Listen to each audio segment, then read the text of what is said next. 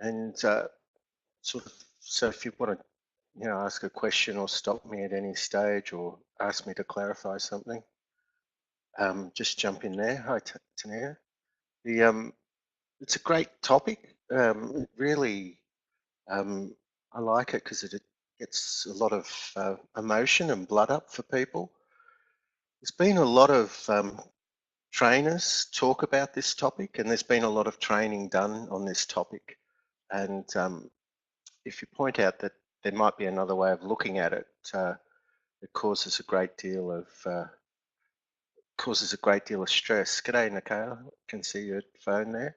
So, to what height should grass be grazed? So that question's actually out of Andre Voisin's grass productivity book. So, I think it's a great topic and causes a great deal of emotion.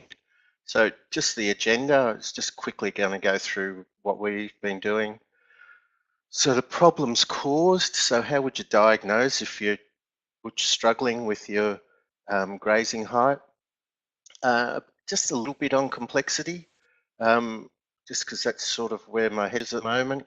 And then the research on the current view and the alternative view, and then a Q&A or a little bit sort of on what we've been developing. So um, just sort of our story. I think the most important thing is this sort of working with Doug Mackenzie more and sort of also studying complexity with Dave Snowden.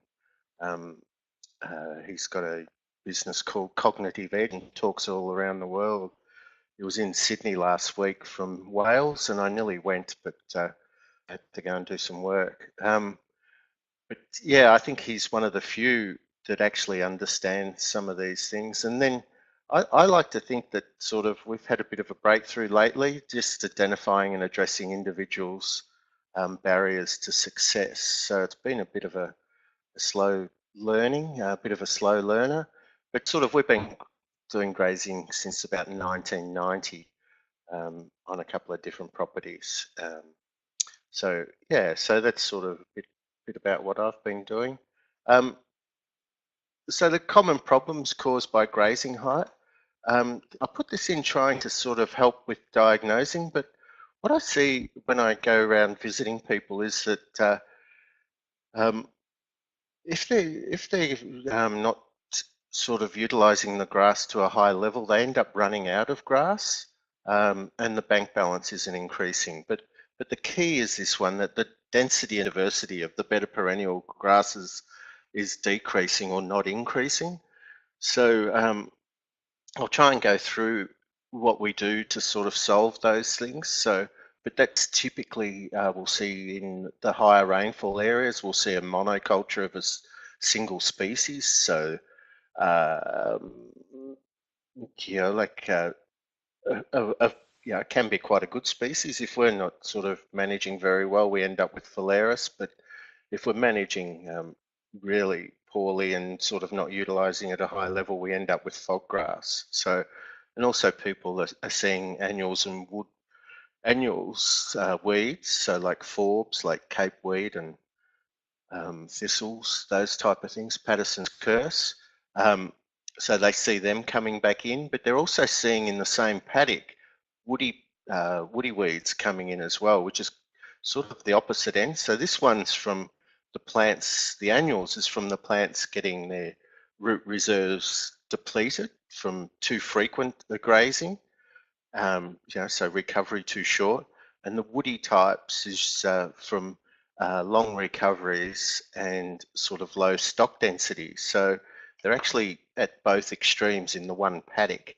And the reason for that is that sort of the animals are selecting and killing some grasses and creating the conditions for the forby annual weeds, sort of annual grass type plants. And then they're leaving others to get stale and start to sort of not be able to clear their growth points, and then they provide the conditions for the woody plants to establish. So when I always think that's pretty good management if you can get both extremes in the one paddock, and it's usually sort of not utilising high enough or moving on too quick before they've finished the paddock. So and Alan Savory uses the analogy of a smorgasbord. So if the waiter moves you on too quickly, you don't finish off all the food that's on there, and then tomorrow that food that they've eaten has become stale, so you only eat what they've replaced. So you need to make sure you clean the plate or clean the smorgasbord properly. And also some issues with animal health, because they've got this diet of being on some of the younger plants, they can end up with animal health problems. So um, yeah, so here's sort of an example of the better perennials decreasing, and we slide back into fog. This is sort of the other side of our woolshed here. Um, I tend to, when I go away, I tend to throw them in there just because it's close to the house and it's easy for people to check.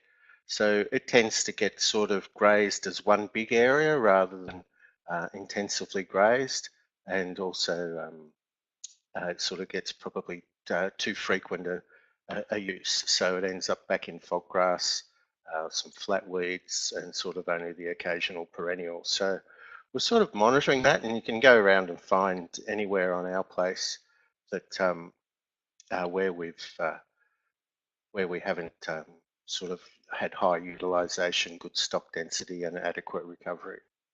So what about complexity? Why have I put that in?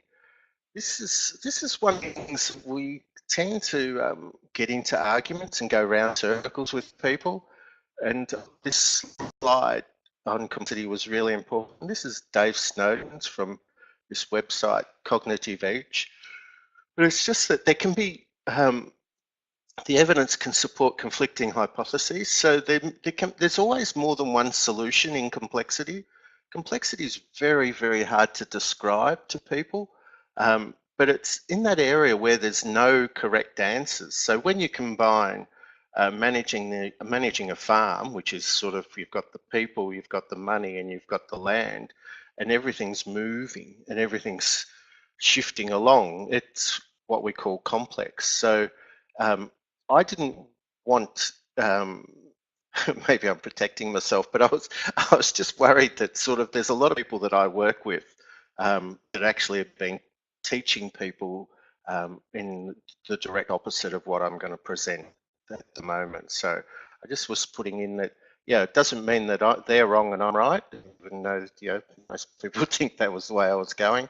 But, it's just about this complexity. And this is Dave Snowden. He talks about up in here, complexity, and one of the ways that I've found to describe it is most people know that that there's that definition of insanity, doing the same thing and expecting expecting a different result.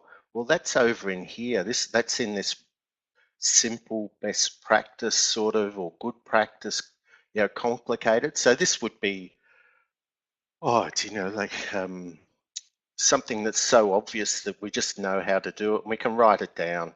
Like they tend to go for this sort of best practice in operating theatres where they do things like they'll count to make sure they haven't left any gauze or pads or um, any surgical tools inside the people. So they develop a best practice. It's very constrained. It's very easy to understand. This one's good practice. So this is usually where you need some sort of expert. So I think of good practice, this complicated area of being sort of where you're getting advice to plant a single crop. So you'd use an agronomist or whatever. And it's sort of coupled a bit. You can sort of get that, but it's still got some degrees of freedom. But in this complex area, you actually need to sort of do your trials, put in your practice areas. So in this complex area, that definition of insanity doesn't apply, that if you do the same thing, you will get a different answer.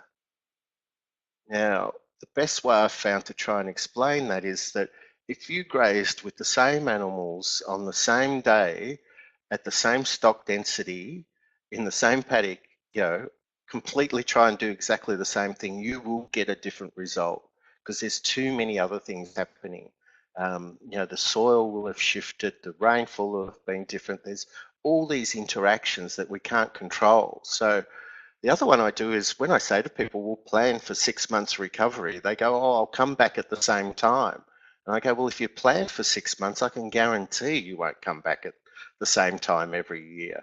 So it's that sort of idea that it has emergent properties, but it's complex. So I just wanted to put that up that and on this previous slide, that there's more than one hypothesis here. And what we have to do is work this out for ourselves. So there's no hard and fast rules, but we can work out what the trends are. So what's the research? What's driving this view, this whole idea of what I'm trying to talk about here is that the grazing height, you're only grazing a third of the plant or maybe a half of the plant. And the whole idea of not eating the plants down too much. So where does that idea come from? If you go back to this work, which was done by Franklin Crider in 1955, this is where this whole idea of root growth stoppage, or most people call it root death, which really attracts people's attention. So the dominant view is that if you take too much of the plants off, they did this where they trimmed the plants with scissors in glass-sided tanks and then looked at the root recovery. And they also did a lot of work in pot plants as well. So it was fantastic work. I have issues that cutting with scissors isn't the same as grazing. You're not pulling at the plant, which we know stimulates it. You're not providing the grass hormones through the saliva of the grazing animals, all these different things. You're not trampling the crown or trampling between the plants to sort of get germination of perennials happening again.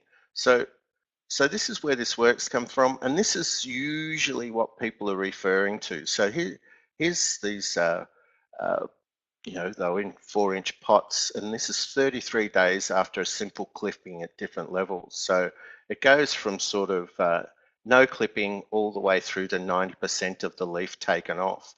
And what they did was they blackened the roots just before they clipped them. So only the white roots is the fresh growth. So this one after 33 days has basically only got tiny little bit of root growth here.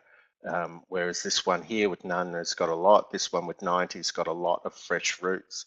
And people point to that and say, that's why you must only graze the top third or maybe 50% of the plant. So that's the current view. They also then,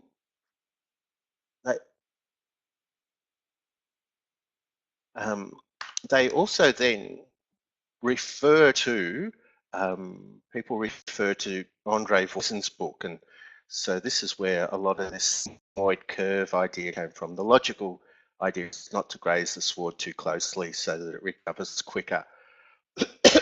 And then from the plant physiology point of view, one might say that the low level, the low level part of the sigmoid curve is reduced. So that's the current view, that's the current science, and that's what people are keep talking to me about when I talk about what high you should graze them to. So let me know whether that's clear or not, or if I've gone too fast. If anyone could type something. So this is available, this book, if people want to look at it. But I'm going to argue that there's a new view, and I'm going to say that the alternative view, or sort of what's another view? No, Dean, sorry, thanks for that. The dominant view I disagree with. I think that the science is without context. So not only do I have issues about using scissors, I also have issues that root stoppage or root death is a bad thing.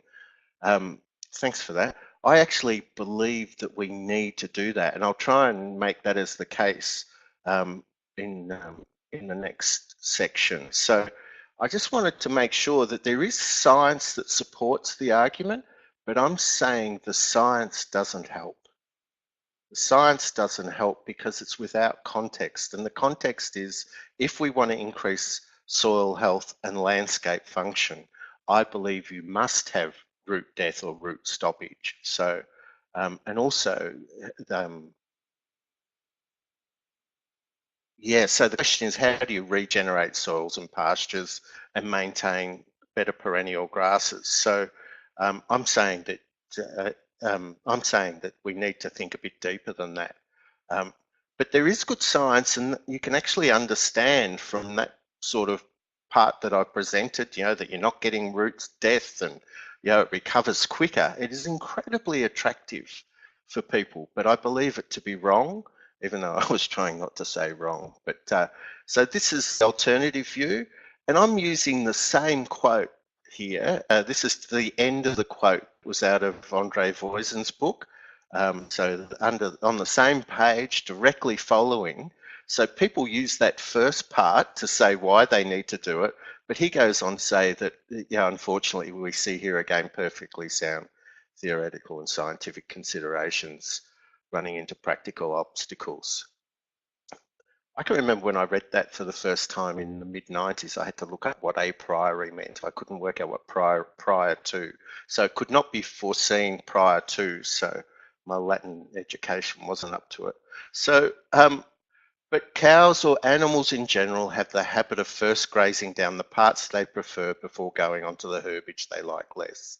So I think that that's significant, that I don't understand why people can quote this bit but not finish off with this bit when it's not even on another page, it's on the same page. So, and it follows directly in Andre Voisin's book, who was a great scientist and did all that work with sort of identical twin calves, heifers and dairy ones, and measured how much feed they did, and he's assimilated a lot of that information and things like that into this book, but also did the original sort of rotational, but he called it rational grazing, that Alan drew a lot of his work on. So I think it's sort of a killer to me, that most people stop and quote this, but they never finish the quote on the page to say that it actually doesn't work in practice.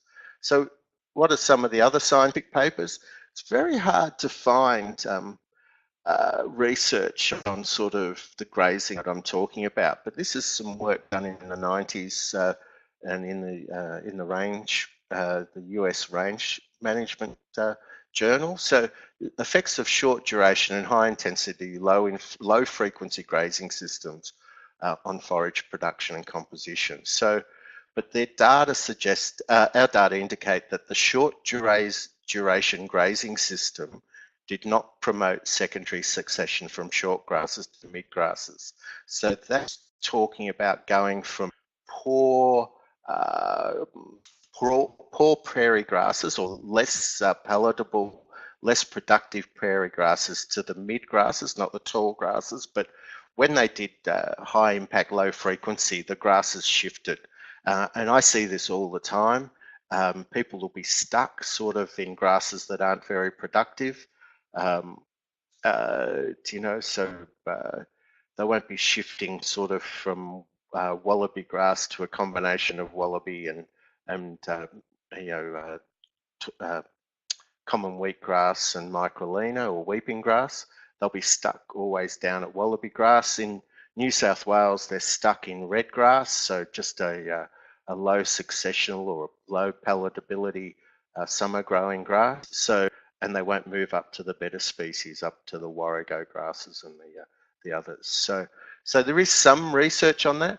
I really don't like this whole idea of short duration grazing. I think that it actually stops people from being successful, um, because it actually focuses them on um, not actually using the paddock properly. They're more about getting them out of the paddock.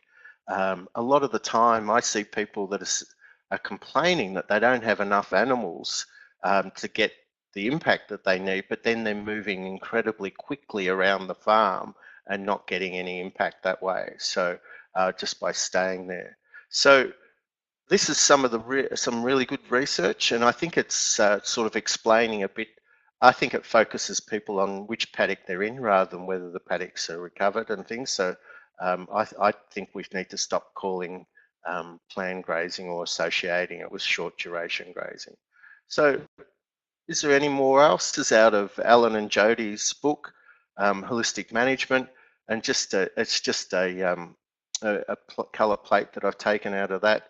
So amongst lots and lots of grass plants, the horse was in there for 1 hour and it nailed that plant. So when animals go into a paddock, they find a grass that they like and then they usually eat it all the way down. Now, the grasses that they like are usually the better grasses, the higher successional, most palatable grasses. So over time, those grasses get targeted over and over again if you're not coming back after they've all recovered. If you're just trying to skim it at the same stocking rate, if you're just grazing lightly, you must have a shorter recovery time. So those good grasses get nailed and nailed and nailed until they drop out of the system. And that's what this photo's showing, that one of the better grasses, more palatable. The horse has only been in there for an hour and it actually graze that paddock down. We see that with sheep, we see that with cattle, we see that with all animals.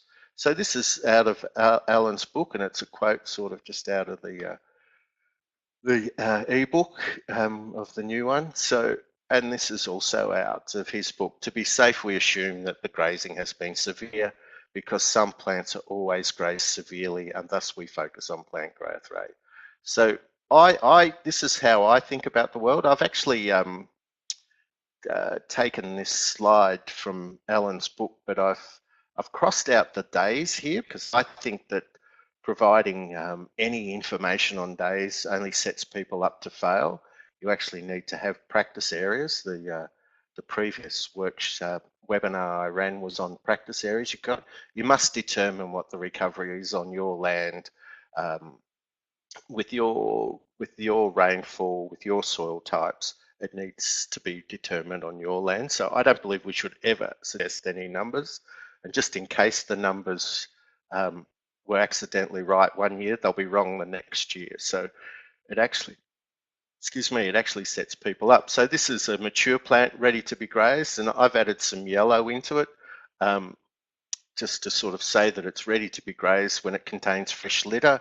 The animals come along and they push the litter onto the soil surface with their feet and their muzzles, and they're severe grazers.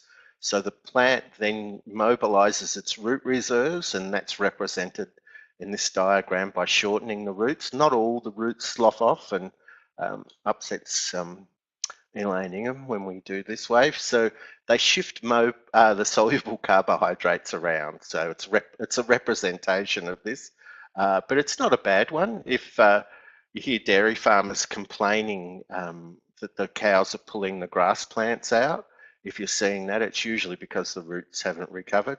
The plant uses that energy to put a bit of leaf up and it's starting to regrow. It's now become energy positive and it's starting to replace the roots. And I'm saying it's ready to be grazed when it looks like an ungrazed plant, no cut off tips, and it's got fresh litter in it. And I've just added that contains fresh litter on the bottom of Alan's diagram. So I haven't told him that I use that I modify his book. But I believe that that's how we need to be managing when it's got fresh litter all the way through to when it's got fresh litter again, and we're increasing this landscape function. Those people that have heard me talk before know that I say the difference between agriculture that's degrading and agriculture that's regenerating soils is there decomposing litter between the plants. So, but this getting back onto the height. So we're assuming that some have been severe. I find that even if you put them in there for a tiny bit, you mightn't take many plants down, but the better grasses are always taken down hard. So then I make sure that I utilize well. So if I've got to then use this plant that's been severely grazed to monitor that for my recovery time, I decided early on that it was best to then make sure that you took a lot of the plants down quite severely. And I'll come back to sort of how do we get animal performance from that. This is out of Johann Zeitzman's book, Man, Cattle and Veld. He's usually pretty direct, I find. I really like what he says about sort of this. So the recommendation, the grass should not be defoliated close to the ground, as such grass takes long to recover. The latter information may be of value one day when cattle have been taught to graze at an even height. And that's the problem. They don't graze like a motor mower. They go and pick the plants that they like. And Johann also has in his book, I've forgotten the page number, on page 253, he talks about sort of how you get this slide down into sort of less palatable species. So I was just going to read that out. If grasses are grazed selectively, species competition will change negatively. The stock density required for grazing to be non-selective will vary according to soils and species composition.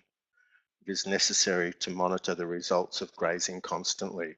So Johann sort of did a lot of work on ultra high stock density. So he's really onto this. He really understands this, and I find that he's one of the better has one of the better understandings of how you actually increase landscape function and get animal performance. So I think that's sort of worth a think about and a look. Okay, so that's out of his book Man, Cattle and Veld. I've got this idea stuck in my head there where I always like to say that Southern Africans always make Australians look very sophisticated, but I was trying not to say it, but I'll let it out.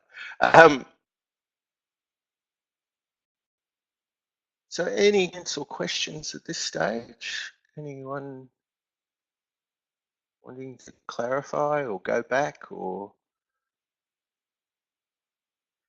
not? I'll keep rolling.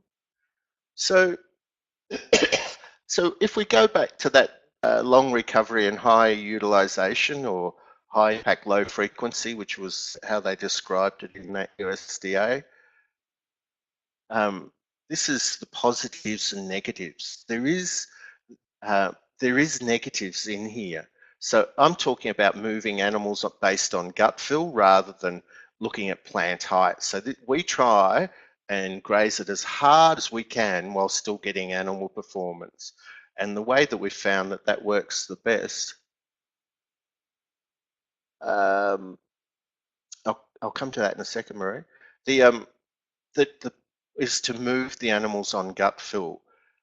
When the animals start, and I'll try and go back to this one, when the animals start grazing and they start to go from eating green leaf to picking up litter, their gut fill changes very quickly. It's like a waterfall or going off the cliff. And very quickly on that left-hand side, you get to see the triangle in that region. So just behind the hips, just in front of the hips, behind the ribs, you get that dropping off very quickly. So we use that because we can then get good animal performance as well as get high utilization. So moving animals on gut fill. And if it's not great utilization, I'll take note of that.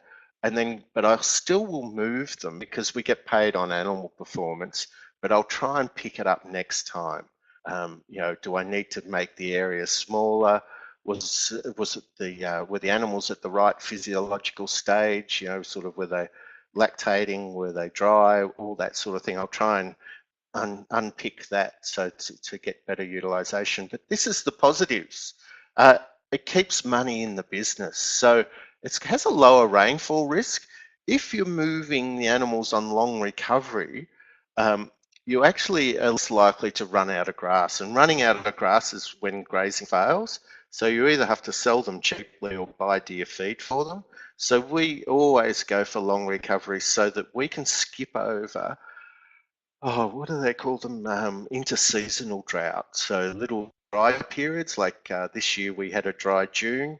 It didn't even make any difference to us. People I'm working with around Braidwood that have long recovery, they can have 3 months of no rain, so during their growing season, and it just doesn't phase them at all. So it's lower risk, rainfall risk. So the risks go debt, rainfall, then market price. So debt's higher than rainfall, and rainfall's higher than market price. So if you can lower that rainfall risk by longer recoveries, we go to that. It quickly increases landscape function because you're building that litter for decomposition in the intertussock space or the interplant space. So increasing stability, nutrient cycling and water infiltration. So the foundations of biodiversity are stability, nutrient cycling and water infiltration. And you get this increase, that might be on, yeah, increase in the bed of perennial grasses. So over time, you're getting plants that are more productive, longer lived, broader leaves. So the negatives though, and this really, you get slower recovery. But I'm saying that, this increasing landscape function and getting the better perennials trumps this slower recovery. It requires low energy animal phenotypes. So animals that perform on older feed with higher fiber. So, that usually means selecting for them. People don't breed for them. So we've got cattle and everyone's selecting for animals that perform in the feedlot. They're starting to question that at the moment, but that's been the tendency for the last 30 years.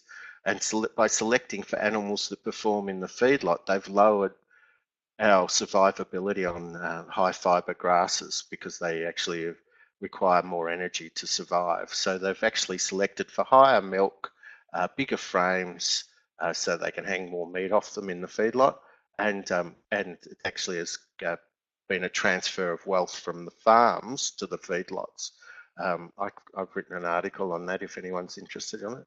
It tends to only suit a breeding focus because you need to be able to select animals that are profitable and perform on this long recovery. So higher fiber, regenerating landscapes. I believe that there's an issue, and I've put a question mark on it because on the breeding and on that phenotypes, is that I believe that sort of if you could organise with someone that bred those type of animals so that you could actually buy these animals, you might be able to trade, but you'd be locked into trading with the person that's breeding those low energy types. So Marie, grazing sheep and cattle together, that works really well. It's not necessary, and I think it's a little bit overblown, this sort of this focus on diversity, even though we're teaching multi-species cover cropping. But Cole Seiss regenerated his native grasslands before he got into pasture cropping. He regenerated just with sheep, and we regenerated our pastures here from bare ground and capeweed just with cattle. So we didn't have a diversity. And I then like to go on and add further that Cole regenerated his soils with one perennial grass, one dominant perennial grass, which was red grass, and we regenerated here on a lot of areas with one species, which was phalaris. So I'm not surfing the wave of diversity is king. I believe that diversity is sort of one below perenniality and landscape function. So so it would make a difference, and once you had that function and things like that, and it was going really well, it'd be worth doing a trial on putting sheep and cattle together. It works well for some people. Other people have problems with, the cattle won't let the sheep drink or beat them up and all this sort of stuff. So it's just that sort of thing. So I hope that answered that. So positive and negatives. So I just wanted to say something about how do we handle diversity, and Dave Snowden, who I believe sort of understands complexity at a higher level than nearly everyone. He comes up with these rules of thumbs or heuristics, even I can't even say it, where so when in doubt, when you don't know what's going on, so maybe you're in that complex or in chaos, on his diagram. What are you going to do? And this is our rule of thumb. So if things feel like they're out of control or they're not getting better, what we do is we reduce stocking rate, because we need to reduce stocking rate to increase recovery. So they're very closely linked. So we reduce stocking rate, increase recovery, but we also increase stock density because we have variable paddock sizes. So we can work harder um, by shortening up the areas that people are grazing. So people I'm working with now, I'm saying that I'm not sure that cells are able to do this. How do you reduce stocking rate and increase stock density? Dean and Marie sent really fantastic photos yesterday of where they'd had a go at sort of increasing the stock density.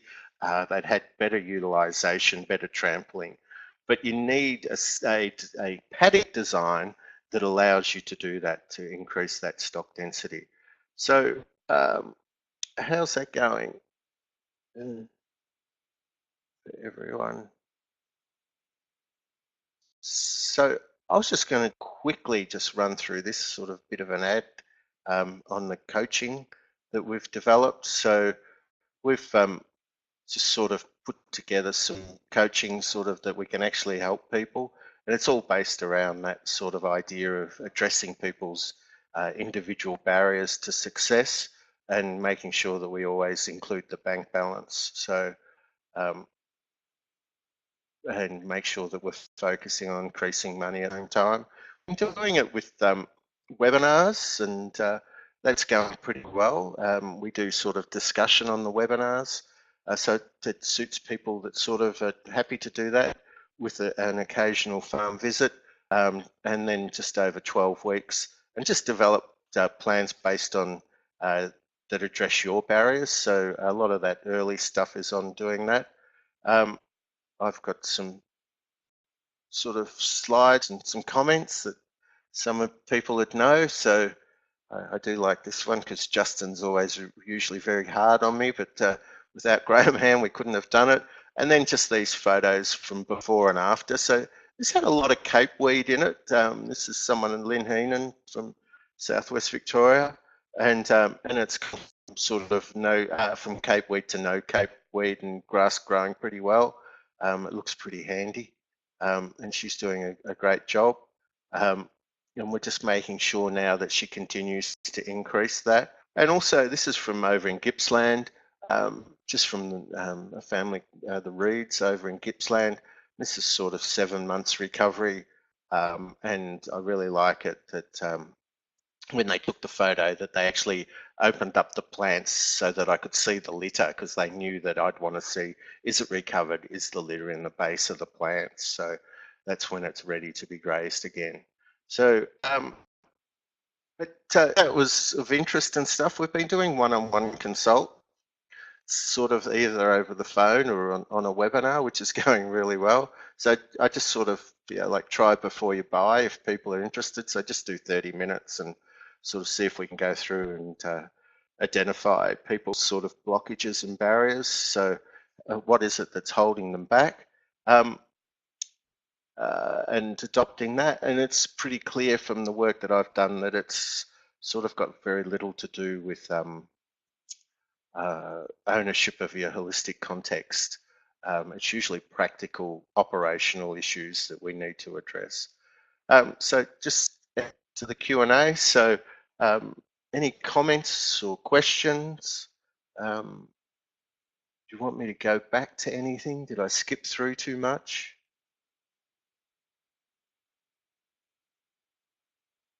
One of the one of the ones that sort of keeps coming back sort of is that people are really stressed that it may mean that they carry less animals. We've found that sort of the optimum stocking rate on properties is usually lower than what people believe. So in our environment, the average would be 15 DSE a hectare in the research in the Southwest Monitor Farm. And we find the optimum to be around 10 DSE a hectare, but without sort of all the pasture and feeding costs and vet costs. So, and it actually keeps more money in the business by not failing at that level. So that can be a bit confusing for people. Anything else? Any other questions?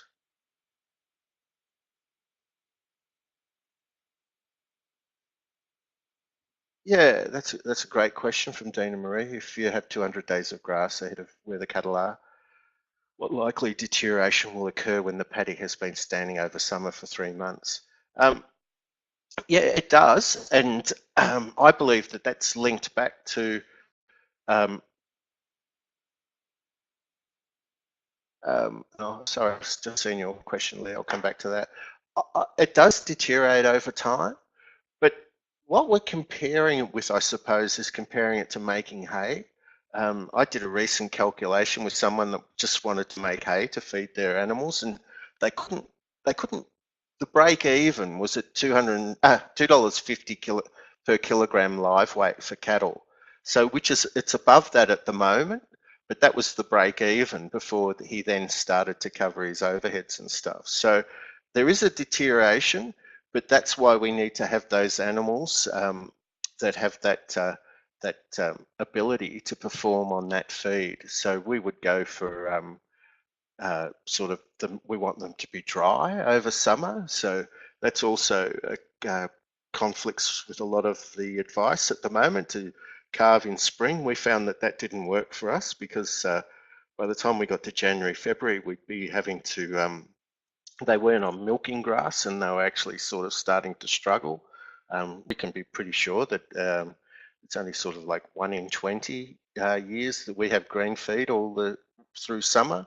So that we know that that's sort of not going to happen very often, and so we actually make sure that they're dry, that they hit the summer with good body condition score because we're going to calve in autumn. So we're putting on weight at the moment onto them. Um, so what we're doing is actually setting it up so to make sure that works, but it's still not easy. We have to work pretty hard to get them to trample some areas, and if they've got a dense phalaris patch, they walk around it, and you nearly got to starve them to or push them up. So we don't sort of make them stay there and eat it. We actually would tighten up the fencing so that they have to do that. So the deterioration it probably halves in quality. As your soil increases in landscape function, the deterioration's not as high because you're holding more minerals in that topsoil, getting less leaching. The biggest issue that we have, if we get summer rain, a significant summer rain, we find that their dung scores go down and their gut fills go down, and they're behaving as though they're on green feed for a short period after that rain. So when I say short period, so 2 to 3 weeks until it dries off again. So we move them on quicker. When we've had that rain, and we monitor the gut fill and dung scores to make sure they're getting enough to eat. And then after it dries off again, we start slowing it down again.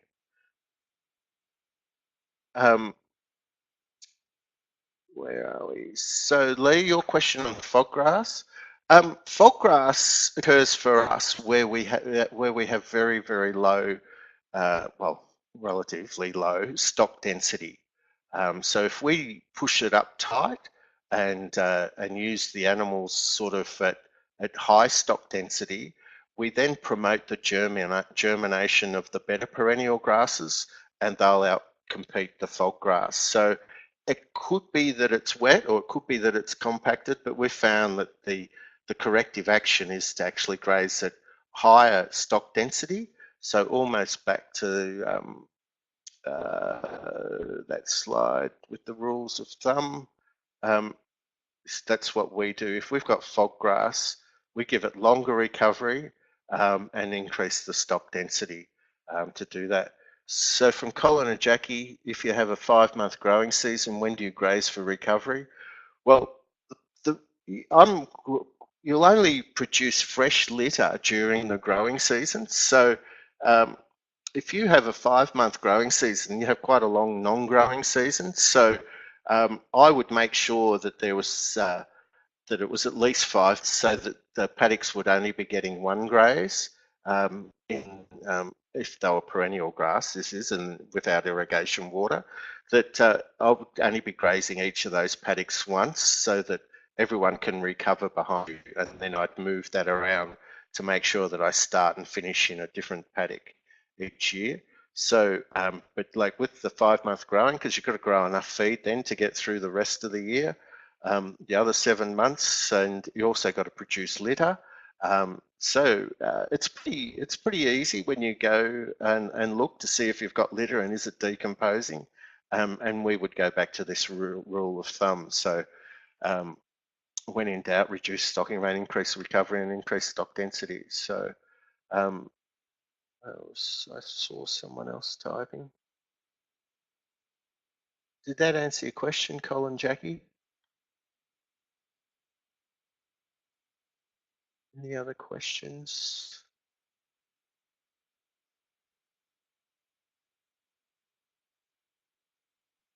Good.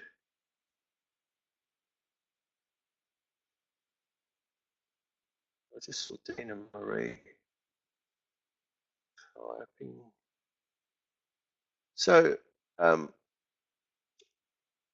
so happy to do that. The free half-hour consult for anyone that sort of wants to do that. Um,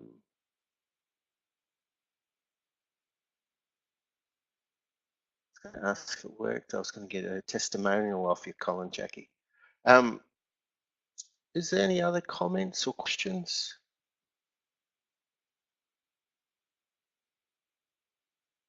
Any points of clarification?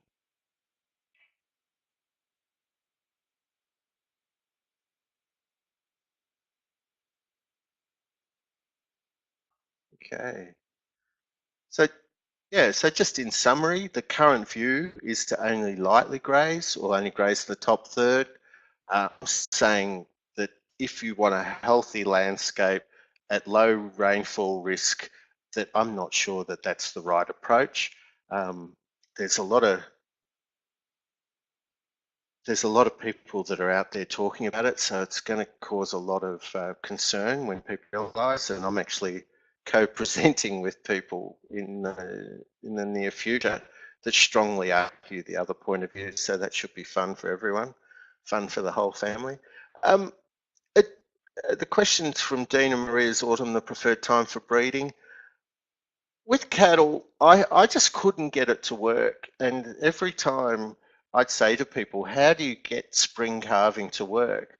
Because I take too much weight off the cows, and everyone just weans them when they get down to like a low body condition score, and takes the calves and puts them in the yards and yard weans them and says that's good for the feedlot because they're trained to eat in a yard and things like that.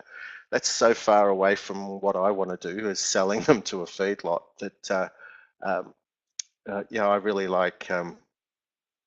Thanks, Colin, Jackie. I like Alan's comment. Alan Savory's last time he was out, he was saying that if in Australia, if we were serious about landscape health, about human health, then feedlots would be illegal. And he also had a real go at sort of, you get a longer prison sentence for selling raw milk than you do for selling drugs in Australia. So it was really hitting the ball straight out of the middle, I thought. So so that autumn's the preferred time for breeding for us, just because we run out of green grass. Definitely all gone sort of by January, unless we've had a big rainfall event, and then we're taking too much weight off the cows. So the way we're calving March, April, more April now, and then we wean sort of as the grass starts to dry off and keep body condition on the animals, and that works. So the what we score the cows on is body condition score at calving. So they've come through the summer, they've been raising a baby, they've been dry for a couple of months. We sort of try and leave the calves on for sort of that 9 to 10 months, and then and then we sort of score them for that. And the skinny binnies actually get culled. So we're selecting for fat, we're selecting for moderate milk, we're selecting for moderate front height. So we found that that's sort of that combination that works for us. Just saw the story typing.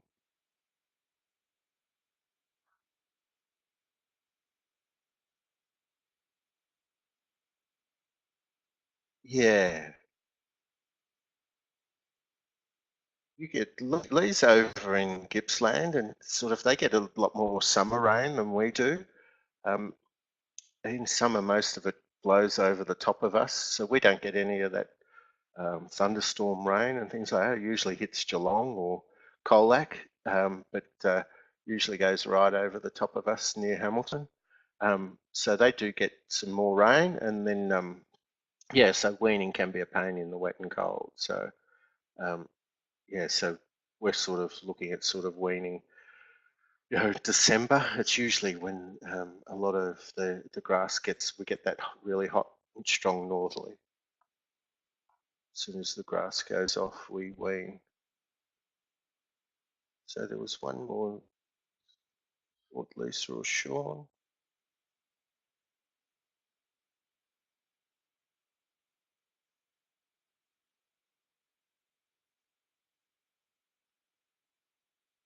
Just wait a little second.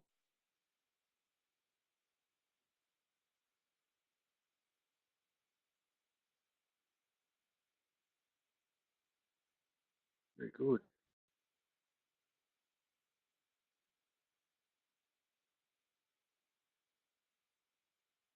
See someone, but not sure. You know, well, oh,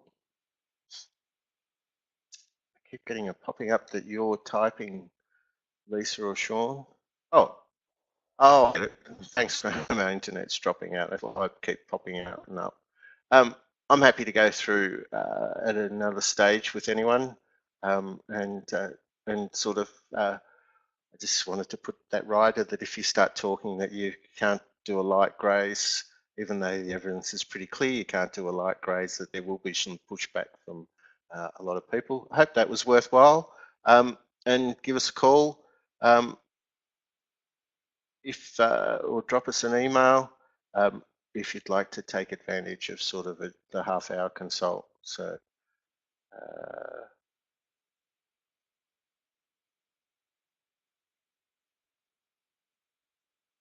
great, thanks, Dana Marie.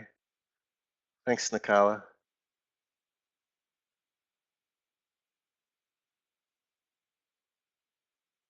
Ooh, lots of typing. Thanks, Lachlan. Thanks, Tania. Thanks, Lee. Thanks, Miles. Hope that was okay. So we'll see you next week, Miles. Thanks, Rick.